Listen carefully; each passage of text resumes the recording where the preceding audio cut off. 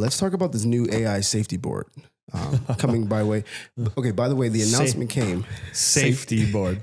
So let's, before we jump into this, just for context, this came by way of an announcement by the Department of Homeland Security. Mayorkas brought forth this announcement that this new AI safety board is coming out. So we got a couple of tweets.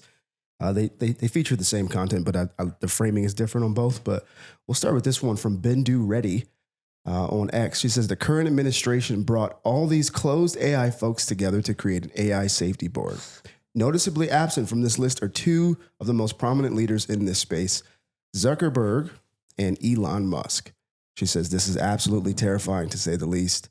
And then if you can, pull up the other clip of the same guy, of the same, he says, this is Gavin Baker. He says, I can't decide whether this is funny, ridiculous, or sad that the CEOs of the Occidental Petroleum and Delta Airlines are on the new AI safety board.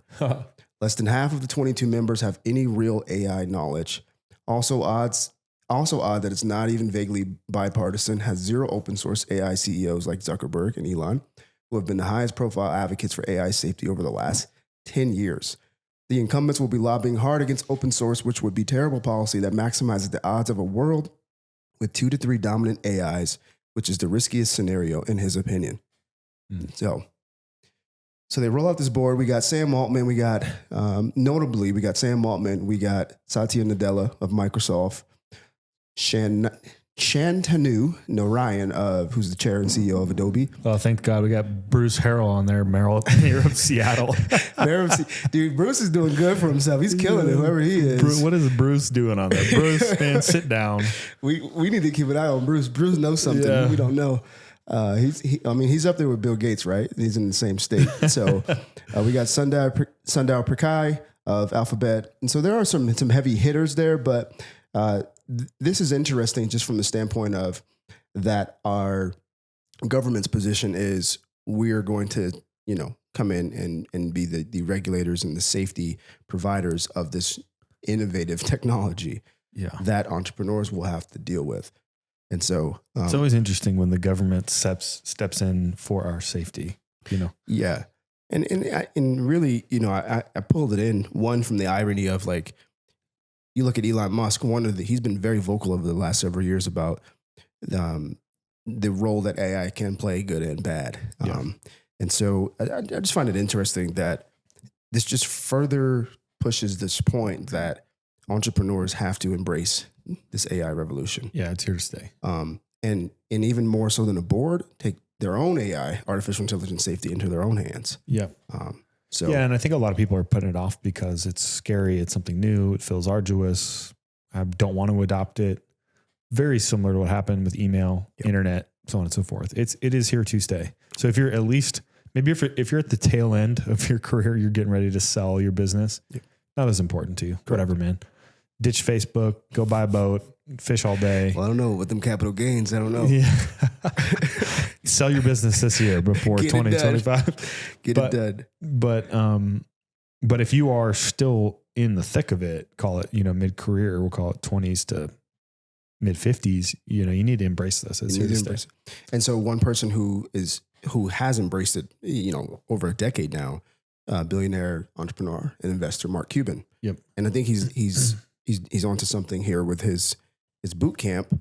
And really this feature comes by way of Go Banking Rates. And they lead the headline, Mark Cuban's AI boot camps. He's building wealth through ChatGPT, enabling others to build wealth through ChatGPT.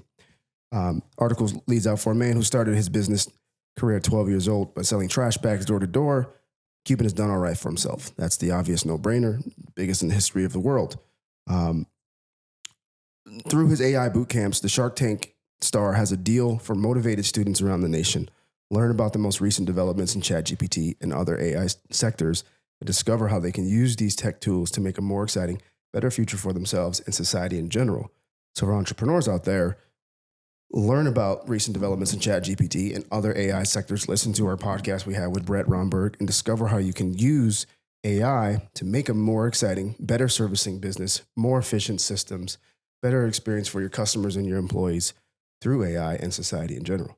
Yeah. What's funny is we just talked about this on the last podcast. Like, there's an opportunity there. Who's going to go and actually create this AI education while he's doing it. He's probably using AI to teach AI, which is incredible because the way that the large language models for conversational AI have developed, it's pretty crazy. You can ask it real-time questions and it'll give you feedback straight away. Yeah. Well, and one of the things, as the article points out, Mark Cuban believes that artificial intelligence will have a greater impact on our world. We know that. But he talks in particular about the future. So kids, employees, employment, hiring, these things. And so he's putting his money where his mouth is. This is a dude who lived through the .com bubble, who saw firsthand what happened when people didn't adopt the internet and when people did, and benefited greatly from that. Well, I was actually watching clips 7 years ago of Mark Cuban saying like, hey, I'm learning about language models right now and artificial intelligence, and that's why I'm going to win in a decade from now. Yeah. And so that window is still here for us to, as entrepreneurs, to lay hold of this and drive forward entrepreneurship. Yeah. So, but there is a downside, right? And then here's the downside. AI, which to the credit of the AI Safety Board, I think this is why initiatives like this come forth, because we're going to hear the story here from Alex Griswold on X, 1.3 million views just in the last couple of days. He says, absolute wild story. A Baltimore County principal was seemingly caught on recorded audio making blatant racist and anti-Semitic comments. But after investigation, it was proved that the audio was fake. It was AI generated in a plot by the school's former athletic director. So they're building the case for the AI Safety Board. We won't dive into the article, but nonetheless. So, but I'm going to, for those of you who don't create content, you guys are in the clear because there's no model that they can feed you into. But for guys like me and Darius, this is actually a real issue. I can't wait till I get an AI clone. Ooh, okay. Hey. What if they're saying some just wild stuff? Bring it on, dude. Bring it on. But yeah, therein lies the risk of that. So if we don't adopt it, we don't embrace it, we don't even understand when we're being duped. Yeah. I mean, this is already happening with scammers. Yeah. Scammers have been scamming people forever, right? Except they'd be calling you with an Indian accent. And now they can use AI to cover up their accent and sound like an American. Hey, this is Bruce calling from.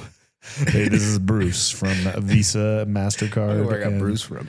Yeah. But, so it's a wild world that we live in, but it's exciting, man. And so like to the entrepreneur, that spirit of entrepreneurship is we're actually going to look at this later, but the spirit of entrepreneurship is one that embraces these resources and technologies available and the constraints that come with them to do good.